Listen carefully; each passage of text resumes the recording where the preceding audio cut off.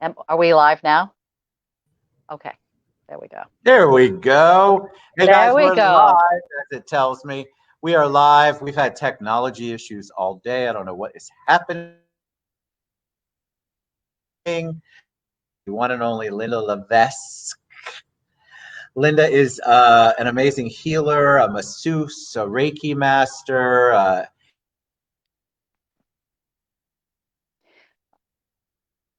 NLP. I mean, she's an LMT things behind her name, and she is going to do a live Reiki session on me. And so, what I want you to do, Linda, please, is introduce yourself, tell us a little bit about you, and then tell them what Reiki is, because I think a lot of people don't know. Okay. Thank you for letting me. Whoops. Sorry. I guess I'm having technical difficulties too. Listen, apparently I'm infecting and impacting everyone today in their technology. Okay, there. Okay. Well, I can do that by myself. I don't need help. Anyway, thank you for thank you for having me on the TED Show. My name is Linda Levesque. I am a licensed massage therapist. I also am a Usui Reiki master for 18 years. I also am a CA Kim Reiki practitioner on level 1 and 2. I've been doing that for about 17 years and 18 years. No, it was 17 years because I did it a year after. And then I also incorporate with my Reiki sessions. I usually, if I have you in my room, I also incorporate crystal therapy. So I use crystals. So Reiki is an alternative kind of modality, and I'm still here. I'm just it letting them see you. okay is an alternative modality, and it's often described as the laying on of hands or hands on the body healing. The practitioner basically channels the energy to support the body's natural healing abilities. So we kind of bring it back into balance. Um, the root concept is that disease is usually caused by an imbalance in the body, and the longer the imbalance, the more the body becomes unbalanced, the deeper the illness or the disease. So if you're a little unbalanced, you might get like migraines or stomach issues, big things like cancer and other things are usually imbalances that have been in the body for long periods of time.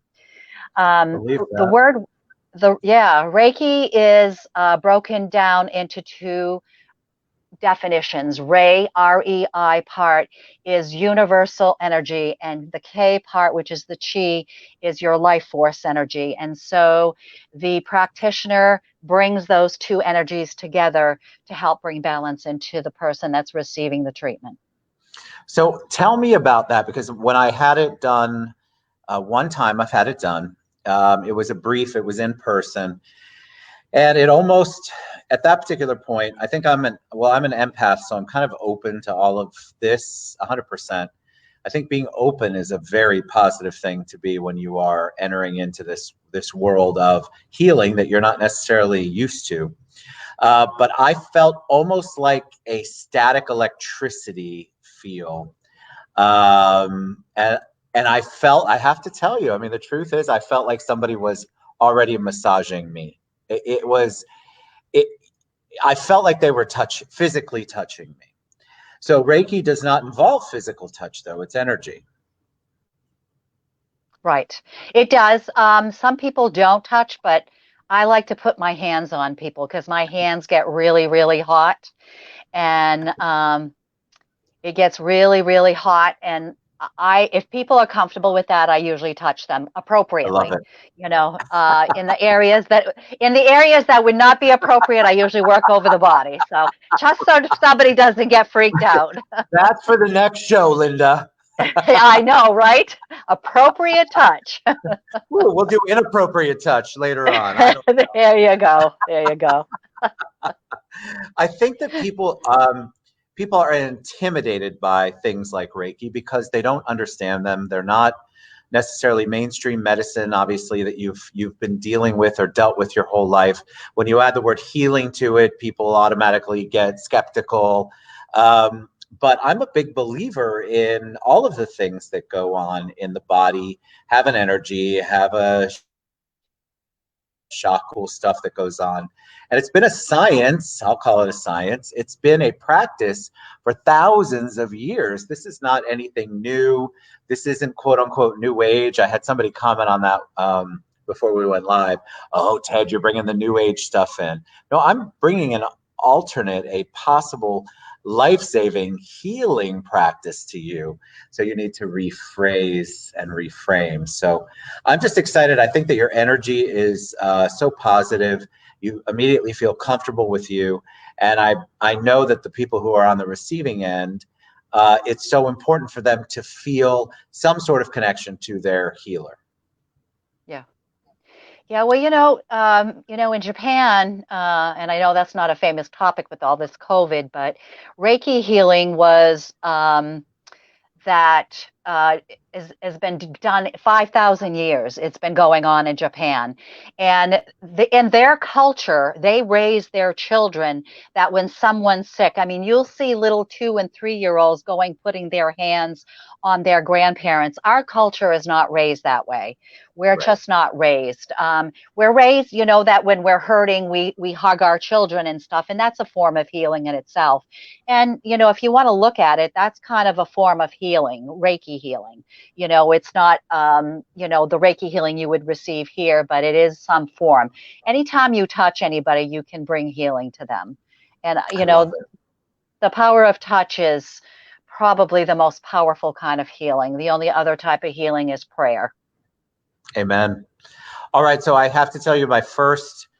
I don't know who's old enough to remember this movie. It was a movie called My Life, and it was Michael Keaton and Nicole Kidman, and he was videotaping as he was going through and kind of losing his battle to cancer, and he had a Reiki healer in that movie, and that's the first experience. This is 20 plus years ago, guys, maybe Yeah. longer, and I was just mesmerized by the fact that both the healer and the person he was working on could immediately feel that energy. So it stuck in my mind. And so when I had it done, that was in sort of my mind, and I was wide open to it, and you could sense it. So it's different though for you, I imagine, trying to do this remote, because during COVID, you had to be the remote healer, you had to be the remote person, but I believe energy is energy, and so it is what it is. And you have managed to still heal and touch and impact people's lives, even with Zoom or StreamYard Yeah. as well. Yeah, the second part of the Reiki training is the second, because there's 3 parts to it. And the second part is to do distant healing. You learn how to be able to do that. And I've done that very often. My daughter lives up in Philadelphia, and she'll be the first one to tell you. Her name is Jessica. She was going through a rough patch, and I was doing healing, and I did it like about 5 or 6 in the morning. And she opened her eyes and she said, "You scared the heck out of me." She said, "I thought I saw you standing at the bottom of my bed." And I felt like I was there. I was Yeah, so into the energy. But you can make your energy become as big as you want and send it wherever you want. man. Um, the biggest thing, the benefits of Reiki, whether I'm doing it remotely or whether I'm doing hands-on. I did hospice for 8 years, and I worked with human traffic victims. I worked with rape Shoot. victims. I worked with child abuse victims, young children. And I would go into medical facilities, and the response I would get when I would return would be, they slept better, they skipped a pain medication, their respiration lowered, their blood pressure lowered, they were able to sleep through the whole night. For some of these people, they never get a whole night's sleep. Yeah. And one of my clients that ended up passing away from cancer, it doesn't, when people say healing, it's not that it's going to change the course and it just helps bring balance to the body so that Yes. it can heal itself. your path is already made and it's not going to change that. But, I and I think, love, go ahead. no, that's okay. Go ahead. I love that because I think that when you come in, your expectation, Mm. you have to kind of know, like if you come in and you are blinking and screaming, it may be a little bit more of a difficult process for you because you are not open to receiving the energy and the positive energy. And I know I sound like I'm new age guru. I'm going to get that later, but I feel very strongly that you have to be open to the healing. You have to be open to what you as the master, as the healer are going to provide. And this is for anything. People who get a massage, I think if you are in a bad, nasty mood and you're just going to go into it and it's an inconvenience, you're not going to have a great massage. It's the same thing with anything that you do with your body, mind, spirit. You have to be in the place. And if you're not, you have to at least trust your masseuse, your LMT, your master there to take you where they believe you need to go. Well, my experience with that's very true. You'll receive a maximum amount of healing, but some of the rape victims I worked with and the human trafficked women, they're very closed off emotionally, mentally, physically. That was how they survived and got through it. And the Yep. healing still occurs, and it looks very different for all of them. For some of them, it was they couldn't stop crying after because there was all this grief and sadness in them, and that's a healing in itself. And I never have a perception of what that healing is going to be. And I was, and they returned, and it was very slow and progressive, but over the course of time they were able to feel themselves in their body again, which was something that they couldn't do before they came to see me. So Miraculous. so the healing does occur. It just happens in a different way and at a different So pace. we all know that I have no problems, no health problems, no mental health issues. I don't know exactly what you're going to do for me. Hello, that is all sarcasm, guys, in case you're not getting it. So I'm ready. So tell me, prepare us for what you're going to do. So what I'm going to do is I'm going to do 8 minutes of working on you. I've kind of already prepared a space for us. I'm just going to ground myself. It'll probably take me a couple of minutes. But for about 8 minutes, I'm going to be working on you. I'm going to have my eyes closed, and you may see my hands move, and that's just that I'm visualizing being there physically and working on him, even though we're distance. And then at the end of that, I will close the session, and then we will take a couple minutes, and I will tell you the impressions of what I felt, what I saw. I don't have any expectations when I come in, so I leave myself wide open because I never know what's going to come, and what you And then what need, do I need to do? Do I need to close and my what eyes? Do I close I my eyes? just be, yeah, you can just be relaxed, sit back and, rest back in your chair, be What I just comfortable, did? Like, make sure your feet are flat on the floor. We need you grounded. And I just gotta, hopefully this won't tip over. I had to use my phone to stabilize the technology pedestal again, that Linda. It's crazy. I know, I'm telling you, I can do the energy work, but just don't ask me to do technology. It just is not going to work. Not your In fact, thing. well, even though I send Reiki to it, sometimes it doesn't work. It's It not doesn't like, listening. I know, right? So we will start now. I'm going to take my Okay. glasses off and the Okay. alarm will go off, and then that'll be our key. That'll be my key to come back.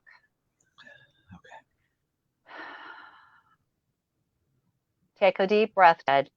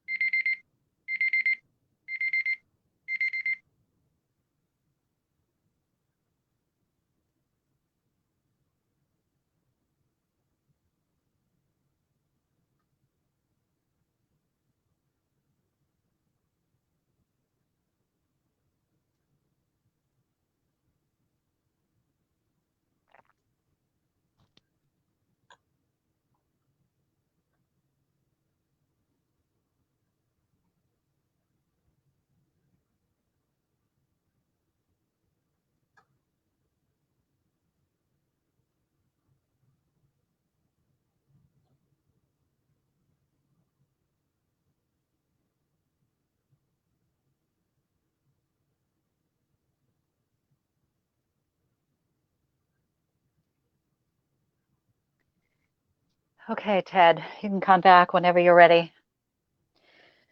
So anyway, how you feeling? Probably not so anxious anymore, huh? Definitely relaxed.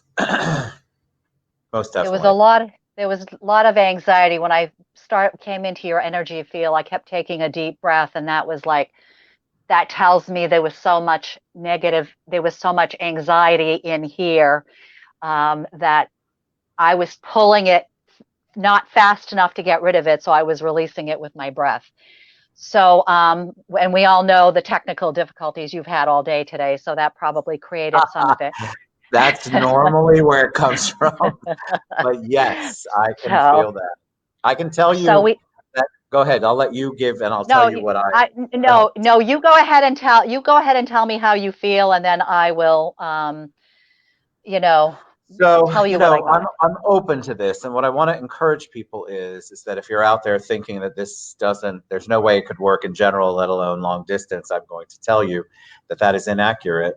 Um, I immediately felt a cool feeling around my hands.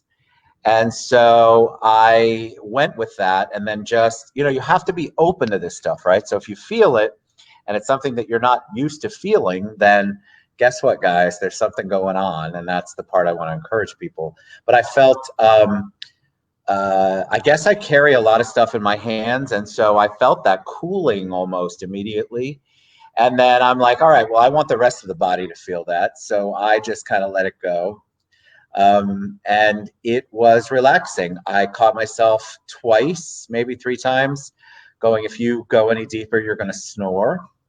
So I decided I didn't want to snore live on Facebook. But I imagine that that's good. So that's my feeling. I definitely feel relaxed. I feel I can still feel that residual cooling effect, and that's just how my body, spirit, soul happens to take it. And I still feel it. I feel it in my shoulders right now. So it was wonderful. Thank you. So you made a couple good points there that I want to bring out. The cooling, feeling the cold or the cooling, that is feminine energy, and that's emotions. So you probably had an imbalance there, and that we were moving some of that. Um, the sleeping and the wanting to snore. The maximum amount of healing happens when we're sleeping. And so 90% of the time, people fall asleep on my table. Even my A type personalities, where their minds don't shut down, they are out cold. So that's a good confirmation for me. I felt I worked a lot on your lungs, and that is daily being able to do the details in life. So I kind of cleared the lungs. Anxiety, most people feel it in in here, their heart chakra, and, you know, at the top of their stomach. And so we cleared some of that energy. I quieted your mind, first, because that was kind of like running. And if I can usually quiet the mind, then I can get the people to relax. And then I went to your root chakra. I spent a lot of time for your navel chakra and your root chakra, which are the first two chakras. I felt your physical. So let me just explain something. The top three Yes, chakras, please. because you have seven. You have seven chakras. You have the crown chakra, the third eye, the throat chakra. The heart chakra is the middle ground. It connects. The heart chakra is right where your heart is, and where your lungs are, and that's the bridge between your spiritual, which are the upper chakras, and your lower, which are the physical chakras. And I felt worked with a lot. The navel chakra is around your belly button, a couple inches below, and the root chakra is in your sexual parts, in that area. And I worked a lot of there with you. That sacral chakra has a lot to do with your feeling, your family, your security, your safety, your finances, your a whole bunch of that. And the sacral chakra is your self confidence and your self esteem. But the lower chakras, because what I mainly got from you was because it was your lower chakras, it was your physical body that was drained, what I was seeing, especially the root chakra. That's usually the lower colon, that's usually the testicles or the ovaries, those kinds of things. I felt like there was some trauma in there. And I felt like it was very depleted. So I opened it up and I filled it with energy and put some color back in it and I closed it down. Size of chakras usually should be about the size of a 50-cent piece. And your navel chakra and because I can see those, not everybody can see. So to my non-believers, I use a pendulum so they can see it moving, before and after for my non-believers. But I can see people's chakras and people's auras, and those two were lack of color and they were wide open. So they were very, very depleted. I feel like your physical body is still recouping. And I think I saw somewhere where you had an illness and you were going through. So I feel like your body is still going into that healing process. It's still trying to balance itself out. What else? The spiritual chakras were great. So that is, to me, I love when I see that, because that means that your spiritual side is probably what gets you through a lot. Your sense of humor and stuff, it tells me that also. That definitely is what helps. So that was pretty much what I got, and I just I felt love like I was that. balancing. I feel like, so Amy Thurston, I love this comment, chakra. Tell us again what a chakra is. And I want to give you that because I feel like it could have gone any way. I believe the spiritual side is definitely in a good place. But as you guys all know, I have prostate cancer. I just finished radiation. And so it is super Okay. important body wise to get that feeling and get everybody reconnected again and get that whole thing cleared or colorful. I love that. That's a better thing. So tell them again what a chakra is. So a chakra is a Sanskrit word and it means turning wheel. And so your chakras you have 7 major ones and they follow your central nervous system from the top of your head to the tailbone. And the first one is the root chakra, and that's the base spine, and it's your survival. It's financial independence, family, money, food. It's red, and the element is earth. And that's usually your spine, your glandular, and that's where your sex organs are, your testicles, your ovaries, those kind of things. And so that's And what that's that tied one to the is. physical. That's tied to the physical. Yes. That's the physical. That's the lower part. So Gotcha. that is a physical or a material kind of chakra. Um, it develops around 1 to 7 years old. Uh, and there's a lot more I could tell about it, but that's all I'm going to give because I know I'm limited. So the second chakra is around your belly button. It's about 2 fingers below your belly button. And that is the sacral chakra, and that controls your abundance, your well-being, your pleasure, your sexuality. Um, and that color is orange, and that element is water, and water is very soothing. Um, and that develops around the time between the ages of 8 and 14. And then that is your digestive. That's all your digestive. Um, your kidneys, your bladder, those kind of organs. Your solar plex is right in the middle of your body where the U is, your diaphragm and your lung rib cage comes. It's right in the center there. And that color is that's also, I'm still in the physical body. Right. And that is your upper abdomen, and that's your stomach, your diaphragm, adrenals, liver, and that controls self-worth, self-confidence, self-esteem, excuse me, and that's yellow, and that element is fire. Then you have the heart chakra. It's right here in the middle of your chest. It's right here. Your heart is to the left, and it's right in the directly over to the right, more in the middle. And that's the bridge between the spiritual chakras that we're going to start to go into in your physical, and it bridges the two together to keep you balanced. And that is it controls your love and your joy and your inner peace. And that color is green, and the element is air for that one. So you have all the elements, and that usually develops between the ages of 21 and 28. Then you have your throat chakra, which is right here, and it's right where your thyroid is, right in the middle. I don't know if you can see that, if I Yes, raise I my can. head. I see it. Okay. And that's your throat chakra, and that controls your communications, your self-expression, and your truth. And that voices your heart chakra. And our heart chakra is where we get our actions from. When you're doing things from a loving place, your actions show you that. Right. And it also gives you your voice for your boundaries, your space, and what you want and what you need. And the element for that is sound and music, believe it or not. And the color is light. The color is light blue. I love the throat chakra. And the sixth chakra is the third eye, and that's right here between it's over the bridge of your nose between your eyes. And that is intuition, imagination, and wisdom. And we've talked about that in the other class when I did the tapping.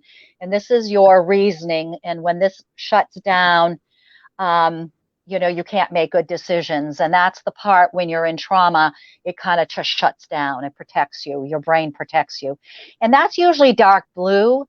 I have seen it. I've seen spiritual people where it's purple because purple is the next chakra. And that element is the light chakra.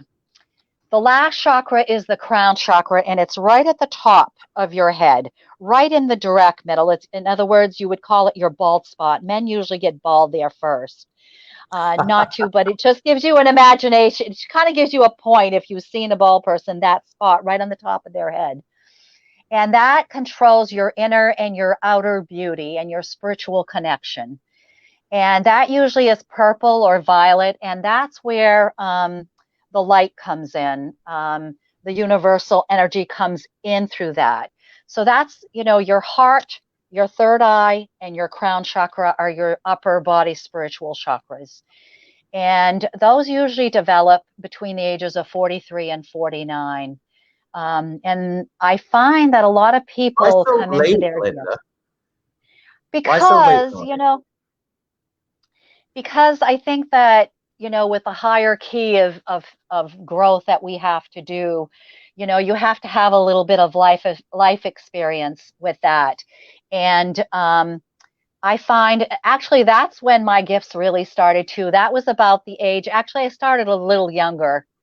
I started a little bit younger than that. I was probably in my 30s. I mean, I've always been spiritual. I've always seen kind of weird things and heard weird stuff, Me too. It's just it just is how I am. I'm an old soul, and old souls come in go doing those things, My They kids learn got their the gift. My kids got the gift too.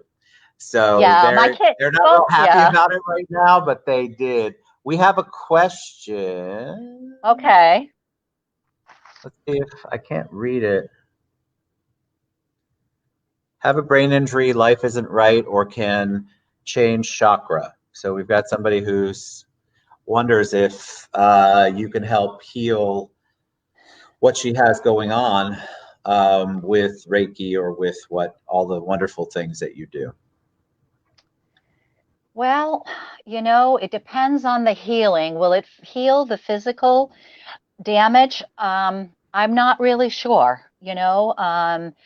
I know that it will help bring a lot more of acceptance. I would, the body is going to correct itself the way it wants to. I have no Correct. control over that.